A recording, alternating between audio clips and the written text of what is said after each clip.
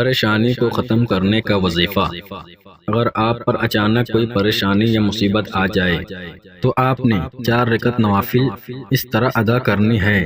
کہ پہلی رکعت میں سورہ فاتحہ کے بعد 41 مرتبہ سورہ اخلاص پڑھنی ہے، پھر دوسری رکعت میں سورہ فاتحہ کے بعد 31 مرتبہ سورہ اخلاص پڑھنی ہے، پھر تیسری رکعت میں سورہ فاتحہ کے بعد 21 مرتبہ سورہ اخلاص پڑھنی ہے، پھر چوتھی رکعت میں سورہ فاتحہ کے بعد 11 مرتبہ سورہ اخلاص پڑھنی ہے، پھر اسی جگہ بیٹھ کر 41 مرتبہ درود ابراہیم پڑھنا ہے، پھر سجدے میں سر رکھ کر 100 مرتبہ یا اللہ پڑھنا ہے، پھر سجدے سے سر اٹھا کر اللہ سے اپنی پریشانی سے نجات کے لیے دعا مانگنی ہے۔